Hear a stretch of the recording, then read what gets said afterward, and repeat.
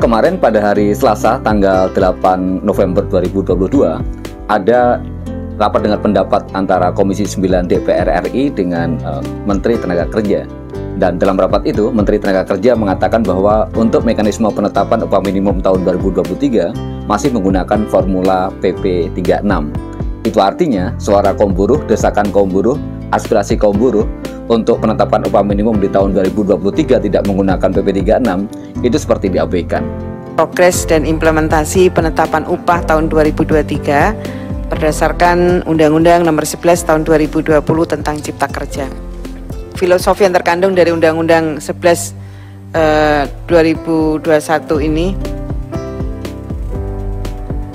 adalah filosofi upah, di mana upah sebagai perlindungan kepada pekerja atau buruh agar upahnya tidak dibayar terlalu rendah akibat ketidakseimbangan pasar kerja. Salah satu instrumen pengentasan kemiskinan melalui PP Nomor 36 Tahun 2021, di mana pasal 24 menyebutkan upah terendah yang ditetapkan oleh pemerintah yang berlaku bagi pekerja atau buruh dengan masa kerja kurang dari 1 tahun pada perusahaan yang bersangkutan. Dan pada pasal 44 disebutkan kebijakan penetapan upah minimum merupakan program strategis nasional. Sesuai dengan Undang-Undang Nomor 11 Tahun 2020, maaf tadi saya salah sebut ya, Undang-Undang Nomor 11 Tahun 2020 dan PP 36 Tahun 2021, upah minimum dihitung dengan menggunakan formula perhitungan upah minimum yang memuat variabel pertumbuhan ekonomi atau inflasi. Jika kita melihat kedua indikator ini di tahun 2022 yang naik cukup signifikan dibandingkan dengan kondisi tahun 2021.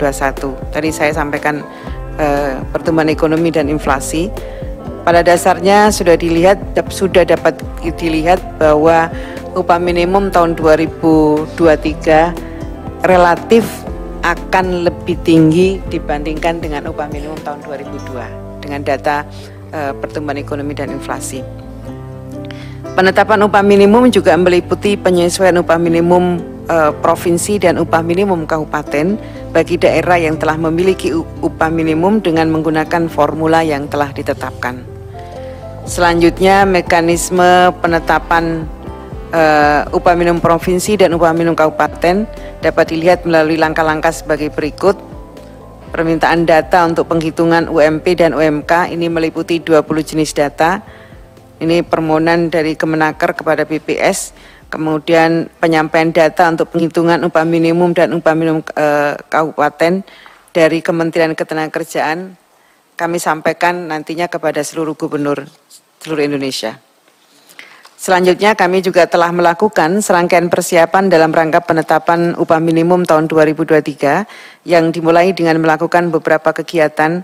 Ini sudah kami mulai sejak September tahun 2022 sampai berakhir 1 November tahun 2022 kami terus melakukan dialog dengan Dewan Pengupahan Provinsi untuk mendapatkan masukan.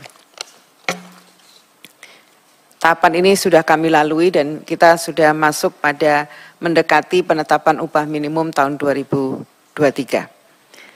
Dalam penetapan upah minimum telah dilakukan dengan menyerap aspirasi sesuai dengan PP 36 tahun 2021, di mana Dewan Pengupahan memberikan masukan seperti masukannya ini yang kami peroleh dari Dewan Pengupahan. Yang pertama, upah minimum UMP diusulkan untuk ditetapkan oleh pemerintah pusat. Ini usulnya Dewan Pengupahan. Kemudian upah minimum dengan dasar PP 36 2021 dipandang tidak adil. Kemudian yang berikutnya masukannya adalah perlu kepastian hukum atas gugatan upah minimum tahun 2022 di beberapa wilayah.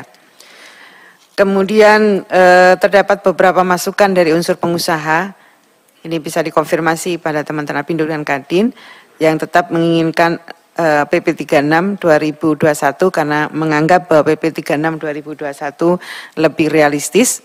Kemudian penetapan upah minimum tahun 2023 tetap mengacu pada PP 36 2021, kemudian PP 36 2021 harus dilaksanakan sebelum ada perubahan lain.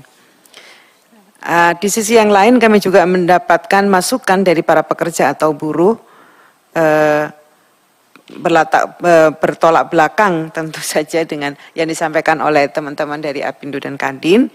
Mereka menyampaikan bahwa PP 36 2021 tidak bisa jadi dasar penetapan upah minimum. Kemudian formulasi penetapan upah minimum berdasarkan PP 36 tahun 2021 perlu dikaji agar dibuka ruang dialog.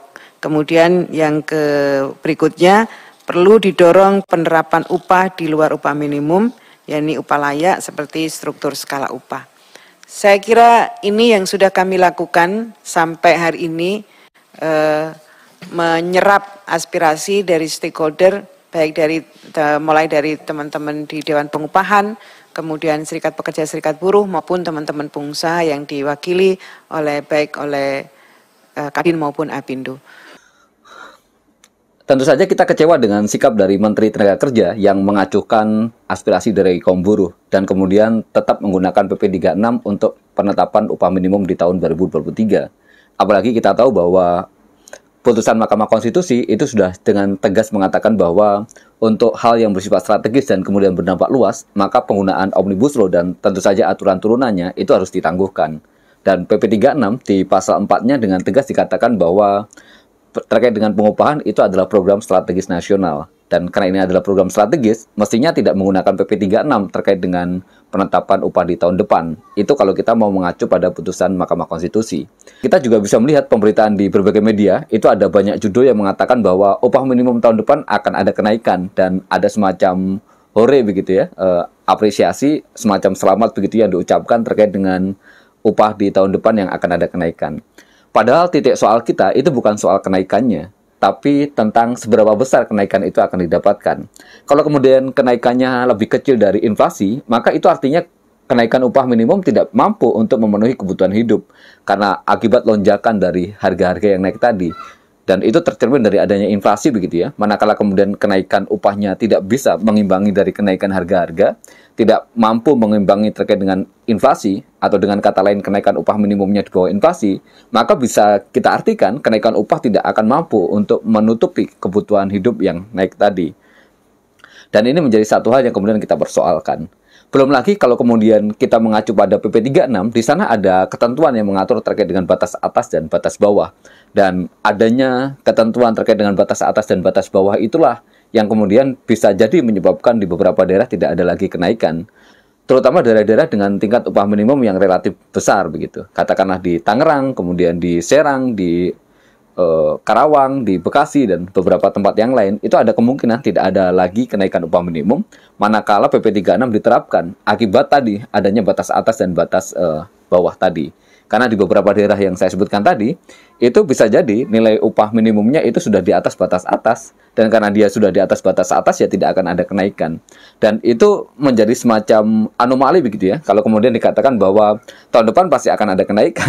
Tapi masalahnya di daerah-daerah mana kenaikan itu akan terjadi. Dan kemudian seberapa besar kenaikan itu akan terjadi. Hal lain yang kita persoalkan terkait dengan PP 36 adalah tidak adanya dialog dalam penetapan upah. Pun dikatakan bahwa pemerintah sudah mengadakan dialog begitu dengan kalangan pengusaha dan kalangan serikat buruh, terutama mereka yang ada di Dewan Pengupahan. Tapi sejatinya dialog itu adalah dialog-dialog yang palsu, dialog-dialog yang tidak substansial, dialog-dialog yang tidak bermakna begitu ya. Mengapa saya katakan tidak bermakna?